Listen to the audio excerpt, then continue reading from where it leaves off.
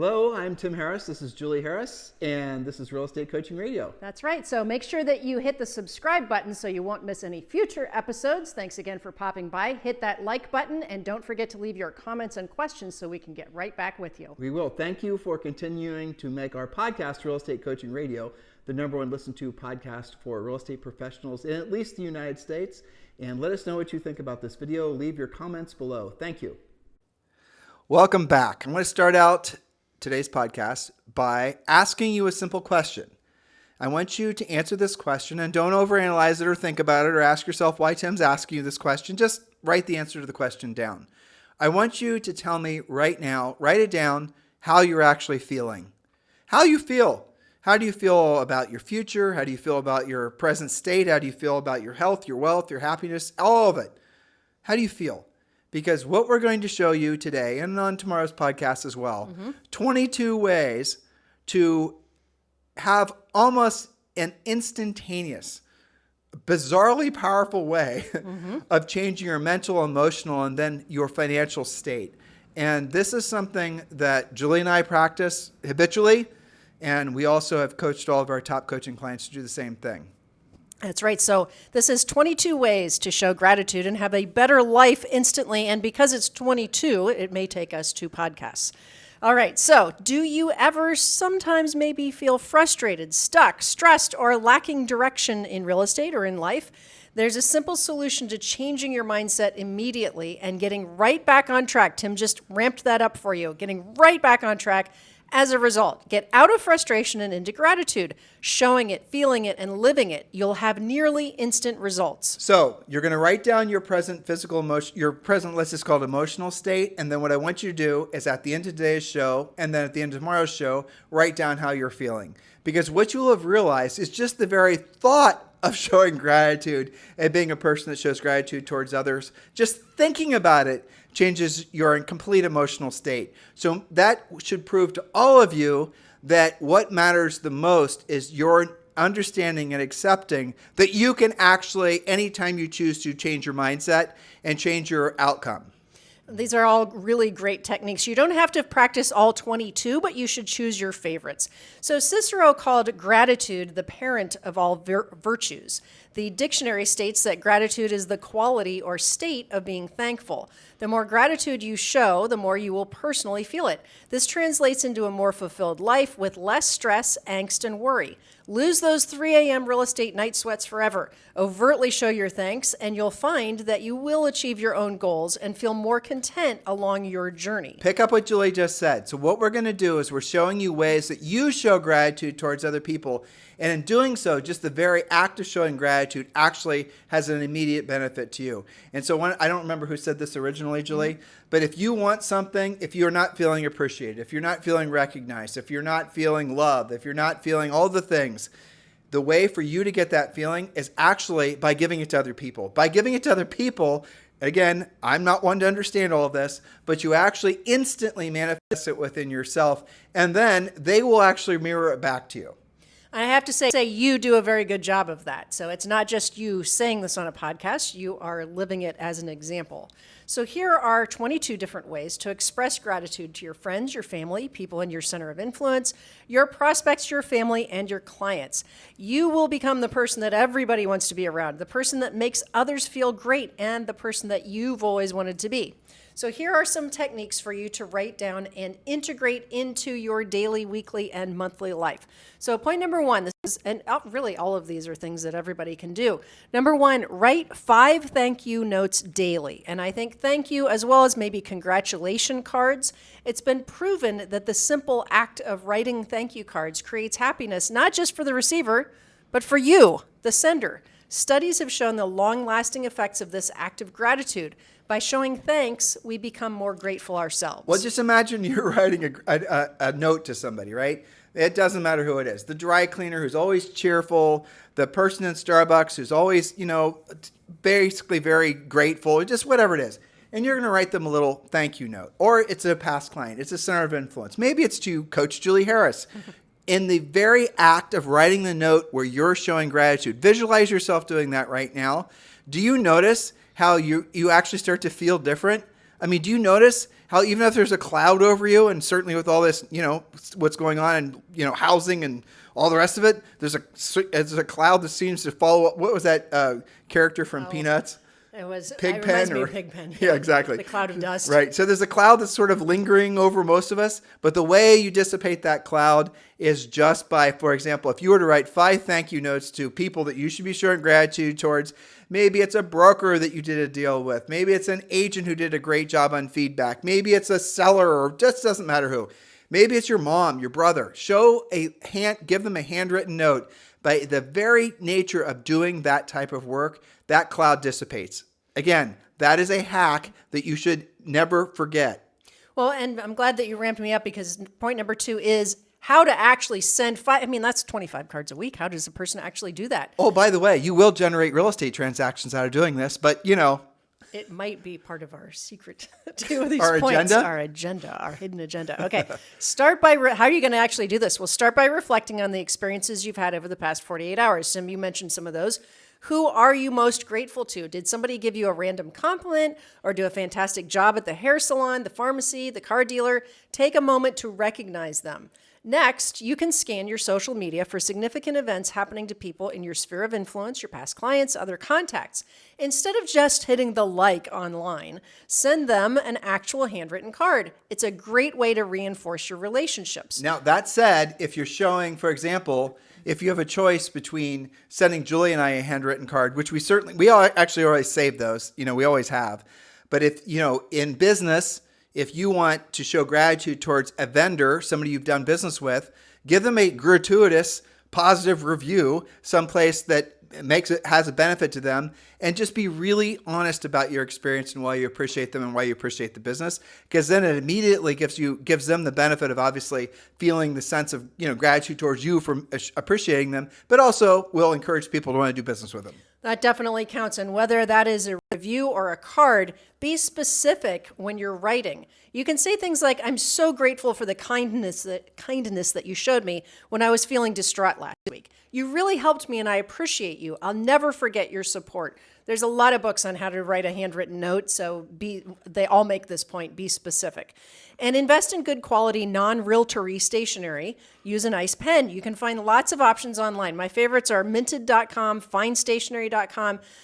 Choose something with a front door theme or another cozy feel. And use commemorative stamps instead of generic stamps, which you can get at the same cost at your post office, or just go to USPS.com. That makes it look more like an invitation, like something I want to open. So she said something there. Did you catch it? Do not send a thank you card that looks like that's in a business reply envelope kind of thing. Do not use a metered stamp. Do not use something that's going to make it look like it was just processed junk mail. Handwritten, like you're inviting them to a party. Exactly. All right. Point number 3. Again, we are controlling how you feel by showing gratitude. And one of the ways you can do that, point number 3, is to keep a gratitude journal. When researchers asked people to reflect on their past week and write about things that either irritated them or about which they felt grateful, those tasked with writing down positive experiences and observations, of course, were more optimistic. They felt better about their lives, and they actually got sick less. Choose a journal that feels good to write in and your favorite pen so you'll look forward to jotting down your moments of gratitude every day. Read through your journal on days when you just can't find your motivation or feel like you're simply stuck in a rut. And I'm going to go back to it, guys. Check right now. Again, put yourself in a state of gratitude. It's unbelievably powerful. Right now, think about some people you feel. Julie, I love you, and I really appreciate all the work you put into our podcast and our business and our personal life. I love you too, and I'm grateful for hearing your appreciation. And you guys get it. And just by showing gratitude, it makes you feel good. And the thing that's fascinating too about, like, if you were, say, for example, somebody's at, we use Orange Theory as an example because most everyone needs to get in better shape. So if you're going to the gym and you see somebody there that you don't really know, but you go up there and say, you know what? I noticed that you did this, and the other thing, and I think that's badass. Good job. And fist bump them. That is going to make a huge difference. And it makes you feel good, and you will not believe how much they'll love you after that because you made them feel good. That's very powerful. I have seen you do that in the gym. All the time. And I've seen people seek glowing me out after that. They seek me out. That's my easiest way of making friends. Absolutely. Look, I'm 5'9", I weigh 155 pounds, and when I see some guy that's able to bench press like I was Yeah, exactly. 3 of me. Yeah. I'm going to go up and I'm going to tell them all. And yes, you're right. And I have done that. And I've made some of my best friends every place we've lived from that direct interaction. But I've done that outside of the gym too. And you do that as well. I mean, you use the Ford script at a very high level. do. Family, occupation, recreation, dreams. And you'll go up and same thing. We go out, we'll go on our walks or whatever. And people will say, oh, hi, Julie. They don't even look at me. They don't even know who I am. It's because how you make them feel. Yeah, well, and here's the thing. It doesn't cost you anything. It's no sweat off your back, and it goes so far.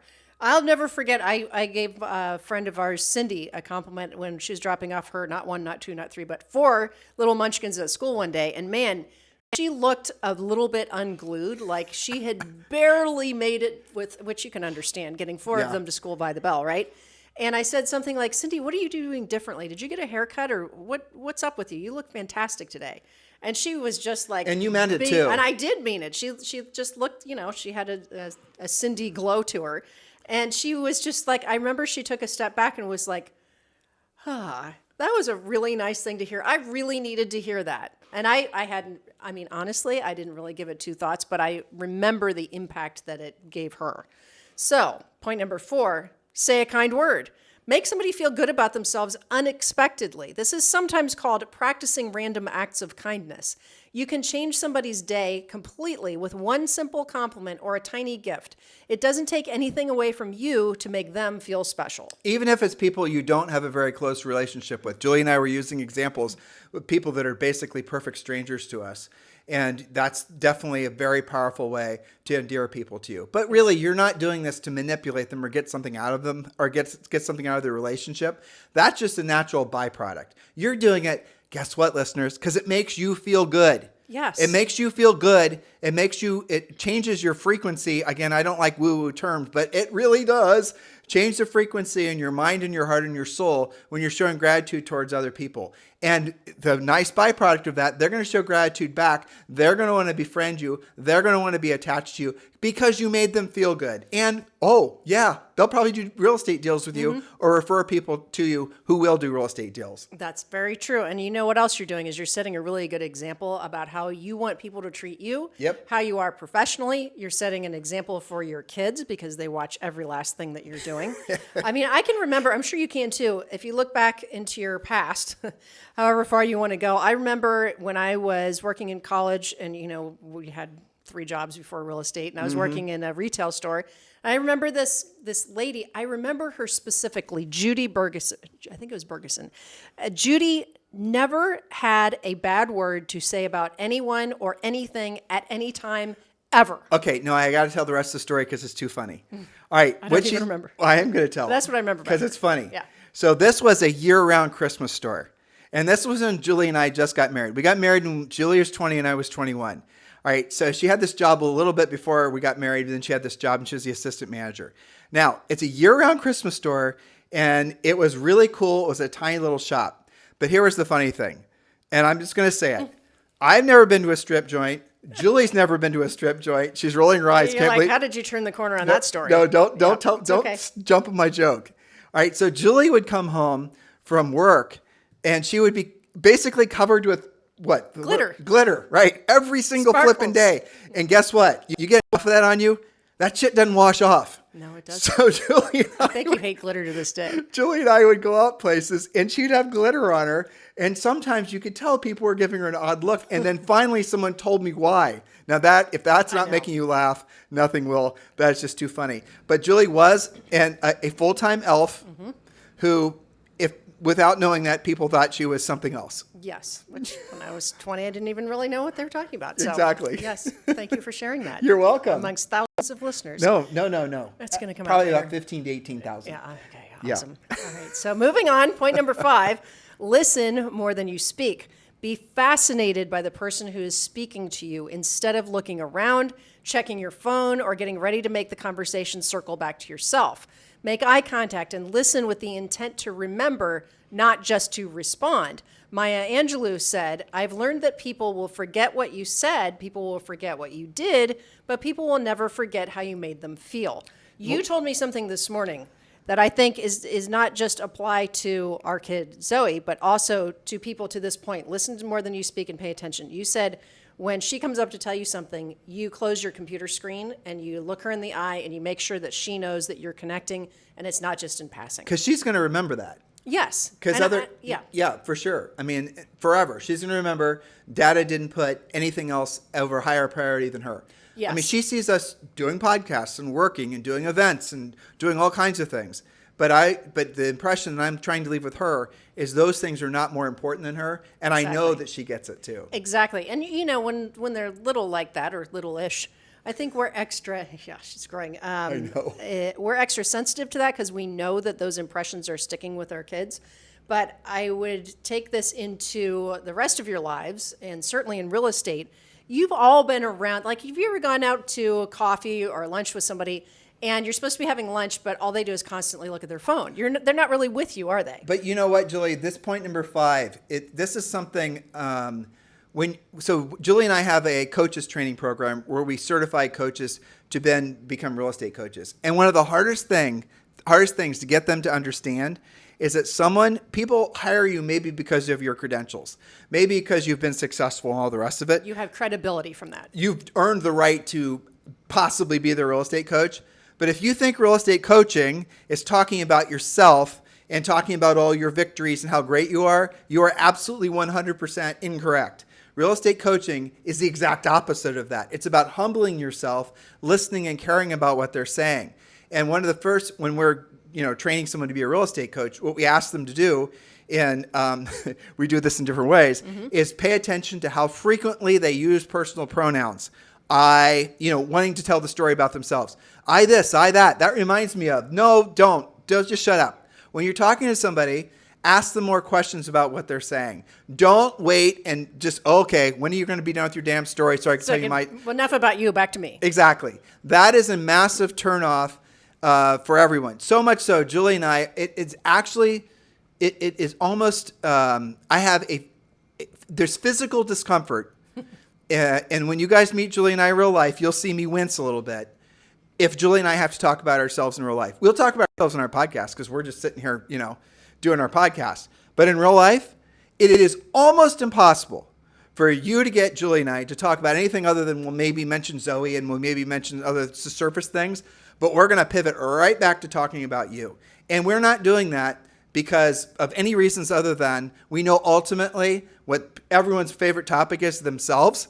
And we have trained ourselves not to talk about ourselves because we know that is something that, like in a sales environment or in life in general, if you go to a party and there's the person who's always talking about how great they are versus the person who's always showing sincere interest in you, which one are you going to gravitate towards? But where this really got beaten into us is because each of us have done well over 100,000 paid coaching calls, like well over 100,000 paid coaching calls. And on a coaching call, you do not talk about yourself. You can occasionally, but it's pretty much rule number 1. And so at this point, we've reprogrammed our brains to root out ego because that's where it goes. So when someone starts talking about themselves, and you can ask them questions and show sincere interest, it's the Ford script, right? Sure. Family, occupation, recreation, dreams. Be very careful and be very conscientious of how much your mind and your ego wants to loop it back and talk about yourself. There is so much to what you just said. You were talking about with regards to coaches and coaches training.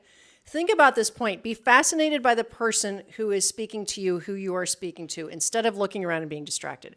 This is also a core point that is embedded on our listing presentation. Yep. Make it all about them. We have actual specific scripting for how to open a listing presentation and close it, which is based on this very point. You don't go into a listing presentation, thank you for reeling me in. You don't go into a listing presentation talking about anything that they're not interested in.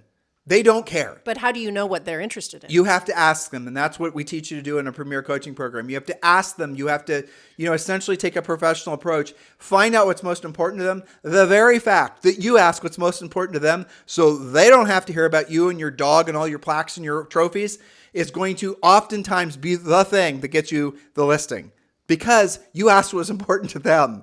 We hear that all the time. When 100%. our agents the feedback is you were the only one who cared to ask, who And bothered listen. to ask, and listen to what was important to me or to us.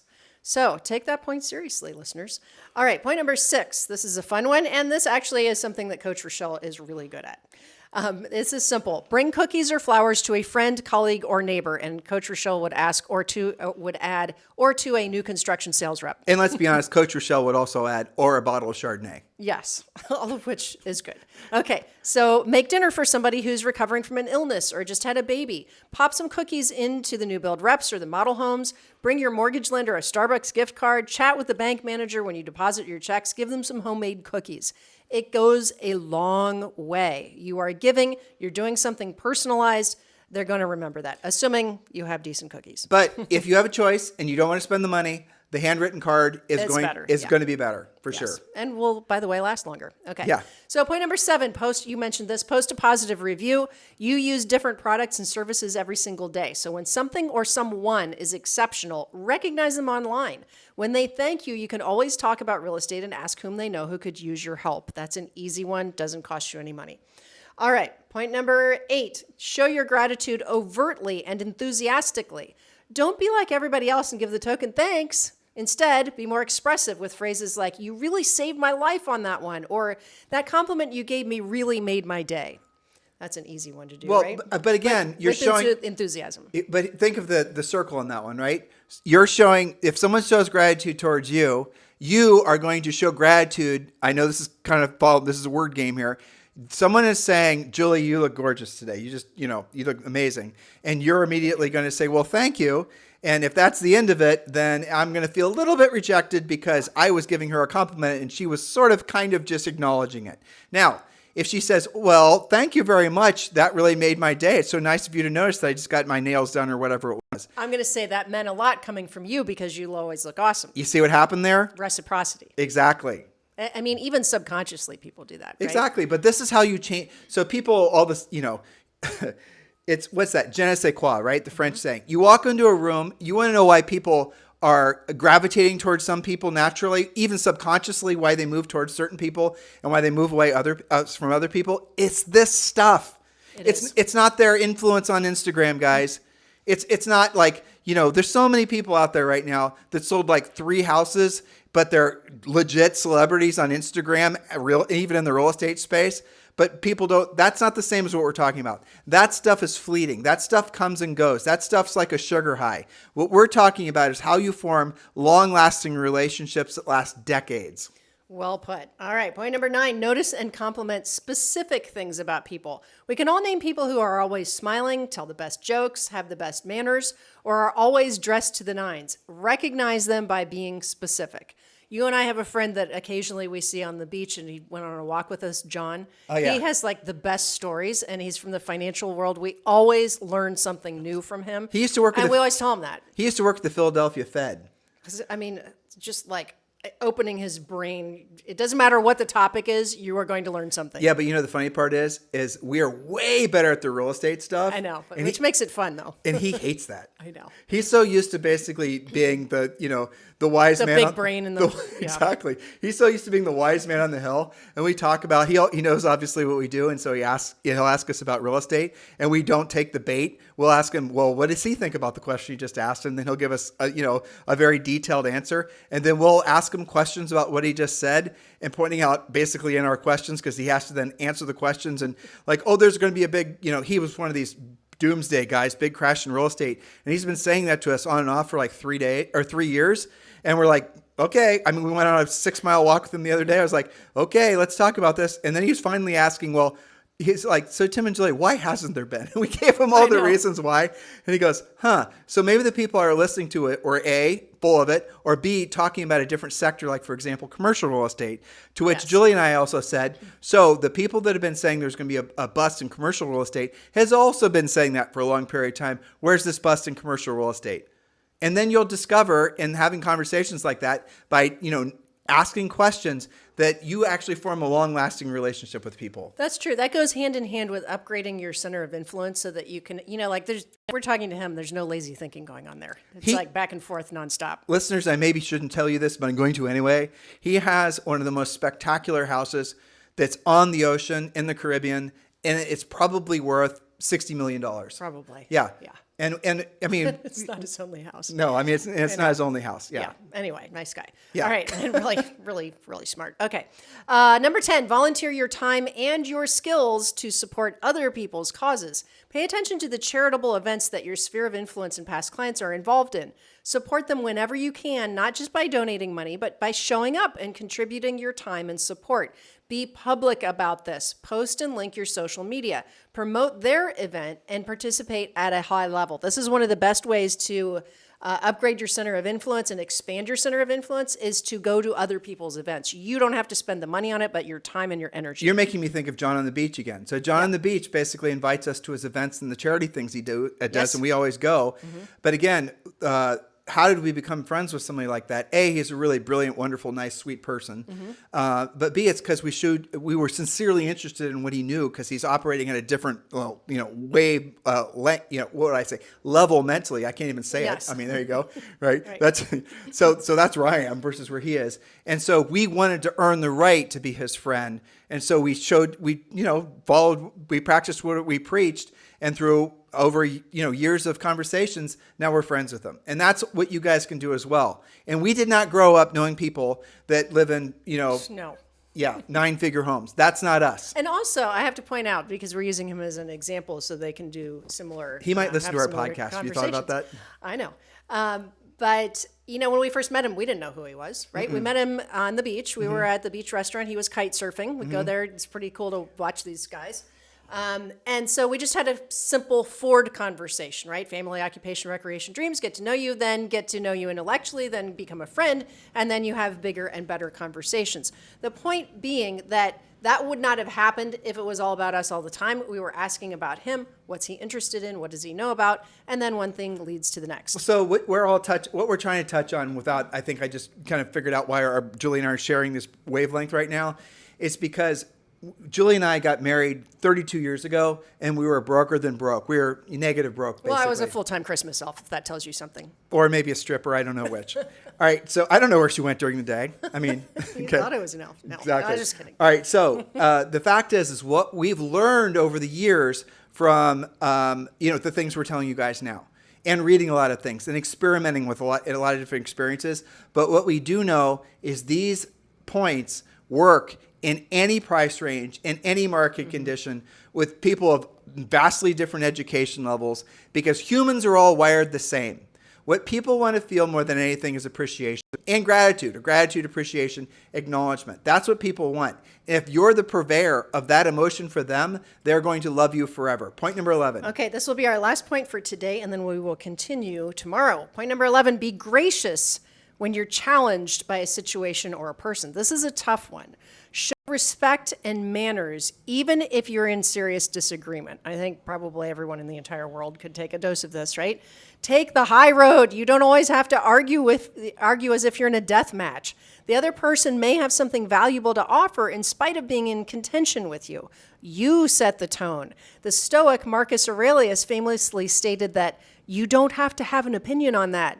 Don't be opinionated on every last thing. It's exhausting to you, and it can alienate others. That is one of I'm not going to try to top Marcus Aurelius, but that is one of the most powerful things you can say that politely gets you out of a heated conversation, and everybody's trying to bait each other. There's just some sort of weirdness that's in the air right now in our society. So the best thing you can do when you're feeling that fight or flight mechanism start to spin up inside your, usually for me, I'm actually literally, as I'm describing this, I'm putting my hand on my chest. When I start to feel that feeling, one of the greatest gifts I've learned to give to myself, and I generally speaking, I do this, I'm not going to say every time, but almost every time, is I'll just basically politely excuse myself from any conversations. If it's online, I'll politely excuse myself, because here's what I know. Whatever comes after that, if I take the bait and I'm pulled into that conversation, I'm going to regret. And I'm going to end up apologizing for, even if I knew I was right. It doesn't matter.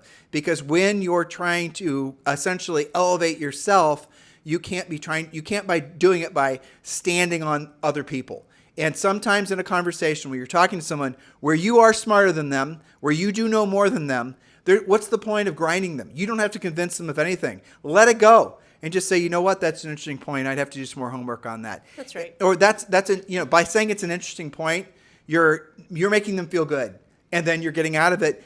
versus had you argued the opposite side of it or even presented the opposite side of it, you may have made an enemy. And that person could have known 10 people that were all wanting to sell their homes. And what is the impression that you left with them when you're being contentious? You don't have to have an opinion. You don't have to argue. You don't have to be right. I think it's more powerful to let that go.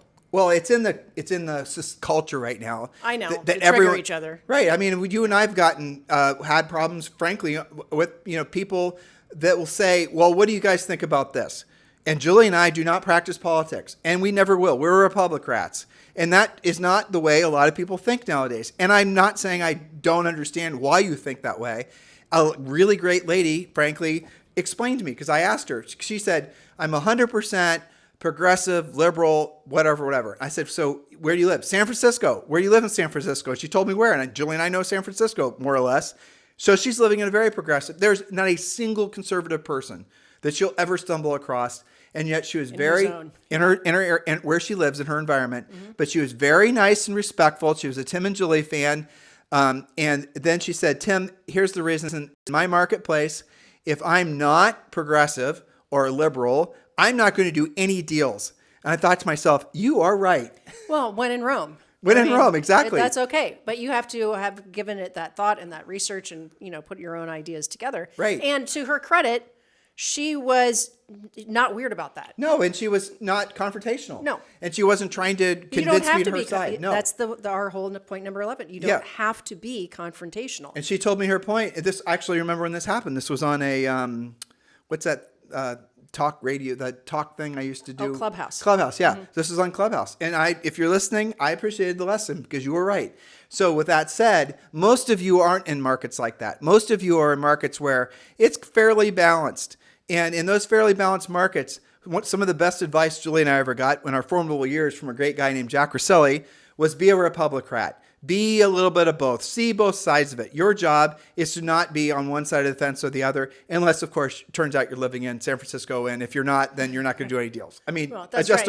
But also, it's not really relevant to a real estate transaction anyway. No, but it's one of the filters that people use when choosing to do business with you. Of course. So hopefully this helps. How do you feel? Are you feeling your ability to make it so that you can change your emotional state by showing gratitude towards other people? Are you realizing the importance of that if you start making that a habitual part of your life? The impact that has as you slowly rewire your brain? Here's what you'll discover. And again, I know a lot of you already think like this, which is wonderful. A lot of our longtime coaching clients do.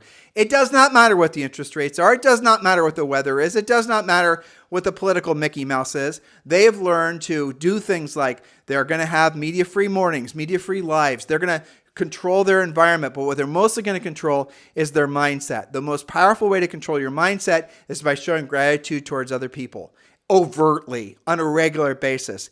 It is a superpower that I wish more people had. I agree. Make it a habit. Don't make it something that you do now and then. Make it a habit. Make it part of who you are. Part 2 is tomorrow. You guys have a fantastic day. We'll talk to you on the show tomorrow. Hello, thank you for having watched this video. Please remember to subscribe to our YouTube channel. That's right. And don't forget to hit that like button, leave your comments and questions below, and we will get right back with you. Thank you for watching this video. And remember to watch the next one. You're going to love that one.